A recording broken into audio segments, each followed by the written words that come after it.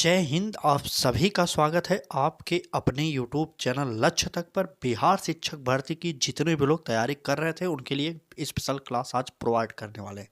आज से हम स्पेशल सीरीज चलाएंगे बीपीएससी के द्वारा। जी हाँ दोस्तों, बीपीएससी के द्वारा विगत वर्षों में पूछे गए प्रश्नों की एक श्रृंखला को स्टार्ट किए हैं हम। इसमें रोजाना हम आपको इतिहास के प्रश्न, भूगोल के प्रश्न, संविधान के प्रश्न, जीके के प्रश्न, जो पूर्व में बीपीएससी कई पेपरों को कराती है। आपको पता होगा बीपीएससी एक आयोग है। वह आयोग के द्वारा जितने भी पेपर कराए गए थे उनसे संबंधित जितने भी प्रश्न पिछली परीक्षाओं में पूछे गए वह हम आपको अब एक सीरीज के माध्यम से प्रोवाइड करेंगे। रोजाना लगभग 30 दिन तक यह सीरीज चलेगी, तो जुड़े रहिए हमारे साथ। यह उन सभी के लिए स्पेशल क्लास होगी जो बिहार शिक्षक भर्ती 4.0 के लिए तैयारी कर रहे हैं। चाहे आप प्राइमरी के अध्यापक के लिए पढ़ रहे हो, मिडिल के लिए पढ़ रहे हो, चाहे उच्च स्तरीय जो इंटर कॉलेज है, इन सभी के लिए उपयोगी क्लास है। मतलब 1 से लेकर 12 तक के सभी मास्टरों के लिए यह उपयोगी क्लास होगी। अब रोजाना एक नए अंदाज में हम आपको तैयारी कराने वाले हैं। तो चलिए आज की इस क्लास को शुरू करते हैं और देखते हैं पहला प्रश्न हमारा क्या है। यह बीपीएससी के द्वारा पूछा गया प्रश्न है। कौन से पेपर में पूछा गया? बीपीएससी प्री 2023 में यह प्रश्न पूछा गया था। चलिए प्रश्न को देखिए। प्रश्न में कहा जा रहा है, झांसी के पास देवगढ़ का मंदिर और इलाहाबाद के पास गढ़वा मंदिर में बनी मूर्तियां किस कला के महत्वपूर्ण अवशेष हैं? यह इतिहास का बहुत ही महत्वपूर्ण प्रश्न है। ऐसे प्रश्न भी आपके पेपर में आएंगे। यकीन मानिए बीपीएससी ही जब वही आयोग पेपर कराता है तो वह आयोग इस प्रकार के प्रश्नों को आपके सामने जरूर रखेगा। ठीक है, एक बार प्रश्न फिर पढ़िए। झांसी के पास देवगढ़ का मंदिर और इलाहाबाद के पास गढ़वा मंदिर में बनी मूर्तियां किस कला के महत्वपूर्ण अवशेष हैं? ए ऑप्शन मौर्य कला का, बी ऑप्शन गुप्त कला का, सी ऑप्शन राष्ट्रकूट कला का और डी ऑप्शन इनमें से कोई नहीं। चलिए कमेंट करिए, एक बार देखते हैं कितने लोग उत्तर बताते हैं। बात करें इस प्रश्न की उत्तर की, तो हमारा उत्तर जो होगा गुप्त कला का, या हमारा बी ऑप्शन सही हो जाएगा। गुप्त कला हमारा बी ऑप्शन सही हो जाएगा। चलिए कम समय में एक प्रैक्टिस सेट आपको प्रोवाइड करते हैं रोजाना। आप जुड़िए हमारे साथ। अगर क्लास अच्छी लगे तो सब्सक्राइब जरूर करिए चैनल को और अपने मित्रों तक भी शेयर करिए, क्योंकि उन्हें भी बीपीएससी के द्वारा पूछे गए जीके जीएस के उन प्रश्नों को पढ़ना है। शायद आप बुक लेकर ना पढ़ पाए, लेकिन हम आपको फ्री में प्रोवाइड कर रहे हैं। ठीक है, चले यह प्रश्न अगर पूछा जब बताएं कब, यह एनसीईआरटी बेस्ड प्रश्न है, एक प्रकार से कह सकते हैं। कहा जा रहा है इसमें, वेदों में सबसे प्राचीन वेद कौन सा है? ठीक, A option Samaveda, B option Yajurveda और सी ऑप्शन अथर्ववेद और डी ऑप्शन इनमें से कोई नहीं। आप कमेंट करिए, देखते हैं कितने लोग वेदों से संबंधित प्रश्नों को जानते हैं। चलिए बताइए, वेदों में सबसे प्राचीन वेद कौन सा है? हमारा डी ऑप्शन सही जाएगा, इनमें से कोई नहीं। अगर सबसे प्राचीन वेद की बात करें तो वह होता है, आपको पता होगा, ऋग्वेद। ठीक, ऋग्वेद होता है। ठीक, तो ऋग्वेद सबसे प्राचीन वेद होता है, आपको नोट कर लीजिएगा, ऋग्वेद। ठीक, चले इनमें से कोई नहीं, हमारा डी ऑप्शन सही हो जाएगा। सबसे प्राचीन वेद जो होता है ऋग्वेद होता है।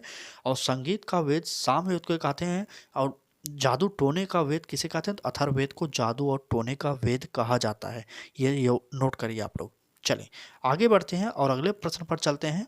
हम आपको इस स्पेशल क्लास के द्वारा वह प्रश्न प्रोवाइड कर रहे हैं जो किसी न किसी परीक्षा में बीपीएससी के द्वारा पूछा गया था। या कल्हड़ होगा। ठीक, हाँ बना लीजिएगा। ठीक, चलिए आप जानते हो कल्हड़ द्वारा रचित राजतरंगिणी निम्नलिखित में से किससे संबंधित है? राजतरंगिणी एक रचना है जो बहुत ही प्रसिद्ध है, कई परीक्षाओं में पूछी गई। उससे संबंधित यह प्रश्न बीपीएससी के द्वारा पूछा गया था, बीपीएससी प्री में। ठीक, चलिए ए ऑप्शन चंद्रगुप्त के शासन से, बी ऑप्शन गीतों के संकलन से, सी ऑप्शन कश्मीर के इतिहास से और डी ऑप्शन कृष्णदेव राय के शासन से। चले कल्हड़ द्वारा राजतरंगिणी जो लिखी गई थी वह संबंधित किससे थी? तो वह था, उसमें इतिहास किसका इतिहास था? तो कश्मीर का इतिहास था। इस प्रकार से इस प्रश्न का जो उत्तर होगा वह सी ऑप्शन सही हो जाएगा। ठीक, सी ऑप्शन सही हो जाएगा। सी ऑप्शन में कश्मीर के इतिहास का वर्णन किया गया था राजतरंगिणी में। आपको पता होगा, इंपॉर्टेंट प्रश्न है आपके लिए। चलिए आप बिहार के किसी भी भर्ती परीक्षा से जुड़े हैं तो आपके लिए स्पेशल क्लास हो रही है। यह प्रश्न सभी पेपरों में आ सकते हैं, क्योंकि बिहार का ही एक आयोग है जो पेपर कराता है यह, तो आपके भी पेपर में ऐसे प्रश्न आ सकते हैं। चलिए आगे बढ़ते हैं और अगले प्रश्न पर चलते हैं। कहा जा रहा है, अरब यात्री सुलेमान ने किस पाल शासक को प्रतिहारों और राष्ट्रकूटों से अधिक शक्तिशाली बताया? A option Devapala, B option Dharmapala, C option Arvindpal और डी ऑप्शन महिपाल प्रथम। चले, अरब यात्री सुलेमान ने किस पाल शासक को प्रतिहारों और राष्ट्रकूटों से अधिक शक्तिशाली बताया था? एक बार कमेंट करिए आप लोग, देखते हैं कितने लोग हैं जो उत्तर सही से दे रहे हैं। चलिए देखते हैं कितने लोग कमेंट करके उत्तर बता रहे हैं। उत्तर हमारा होगा देवपाल।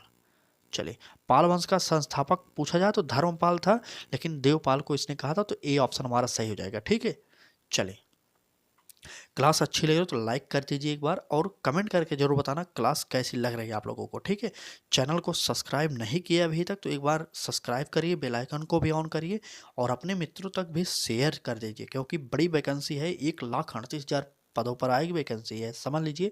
1,38,000 पदों पर जब वैकेंसी आएगी, अगर आप पढ़ेंगे नहीं तो इसमें भी सिलेक्शन आपका नहीं होगा।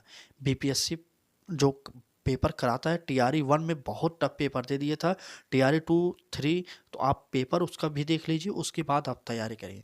अगर आप बीपीएससी के द्वारा जो पेपर कराया गया है, पूर्व में कई परीक्षाओं को कराता है, तो उस सभी प्रश्नों को अगर आप पढ़े रहेंगे, हो सकता है आयोग सेम टू सेम प्रश्नों को रख सकता है उसमें। ठीक है, इसलिए मैं सोचता हूँ कुछ दिन अब आपको, आपके पास समय, कुछ दिन आपके लिए बीपीएससी के द्वारा पूर्व में पूछे गए प्रश्नों को भी करा देते हैं।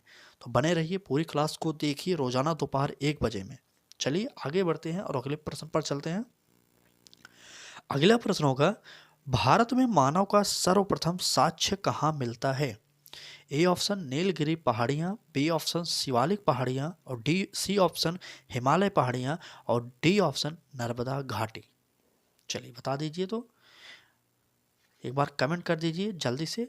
भारत में मानव का सर्वप्रथम साक्ष्य कहाँ मिलता है? तो उत्तर हो जाएगा हमारा नर्मदा घाटी में।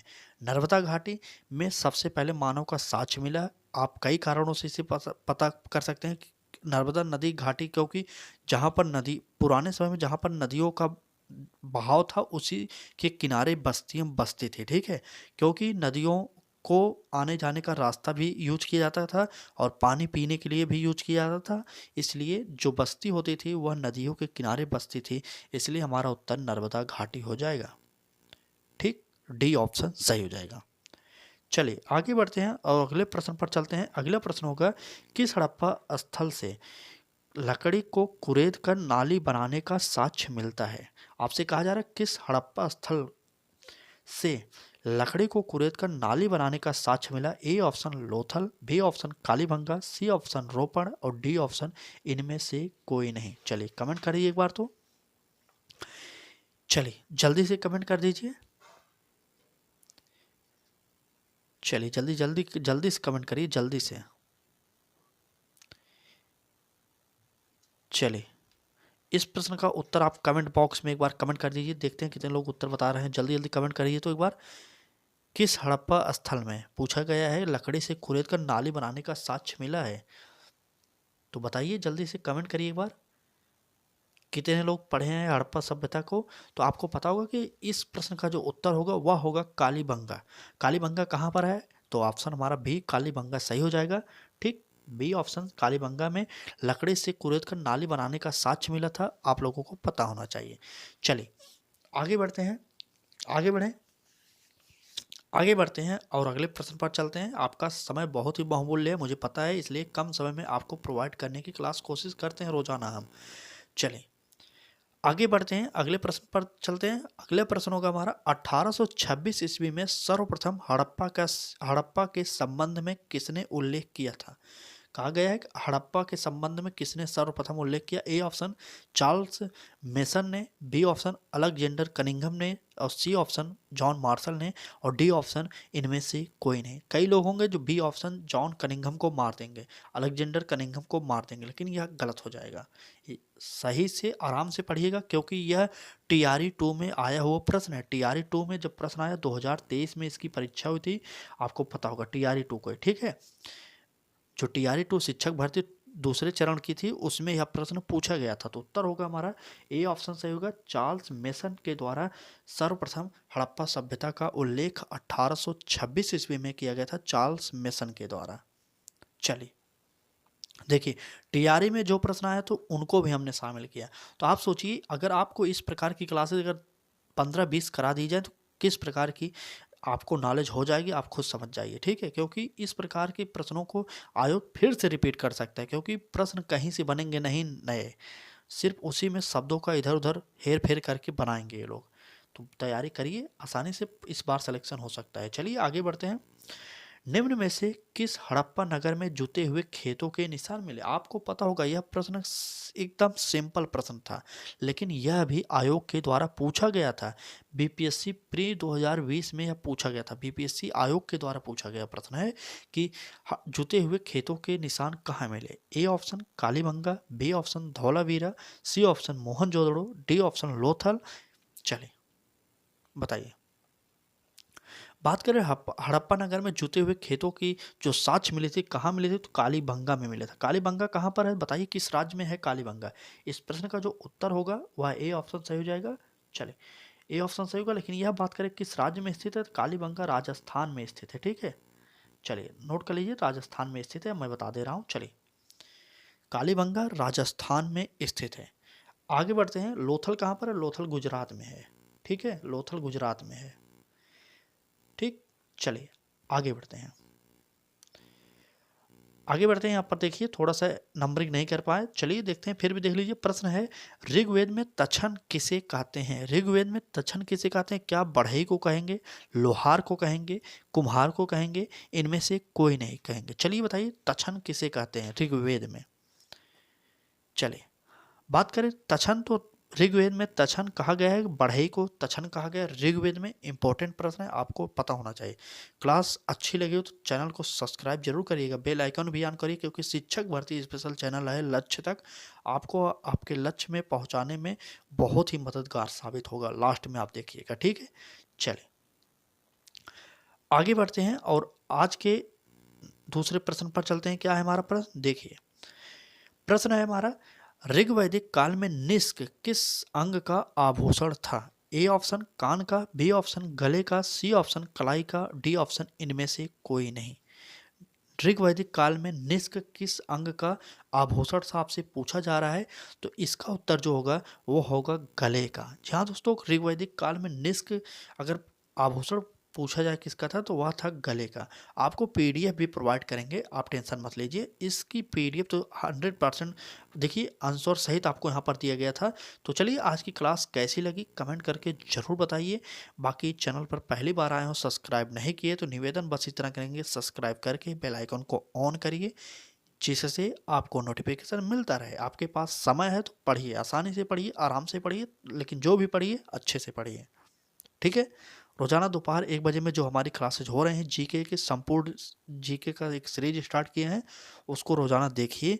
आपको 15 से 20 मिनट की जो भी क्लासेज मिल रहे हैं उसमें आपकी तैयारी बेहतर हो सकती है। आज की क्लास में बस इतना ही, कल फिर मिलेंगे एक नए क्लास के साथ। तब तक के लिए धन्यवाद। और इस बार शिक्षक भर्ती में एक सीट आपकी होगी, यह आप मुझसे वादा करिए। और आपको इस वीडियो का जो फाइल है कमेंट बॉक्स में कमेंट करिए कि क्या आपको पीडीएफ चाहिए कि नहीं चाहिए। अगर आप कमेंट करेंगे तब आपको बताएंगे किस प्रकार से आपको पीडीएफ मिल सकता है, और भी फ्री में, ठीक। चलिए आज की इस वीडियो में बस इतना ही, कल फिर मिलेंगे एक नए क्लास के साथ। तब तक के लिए धन्यवाद।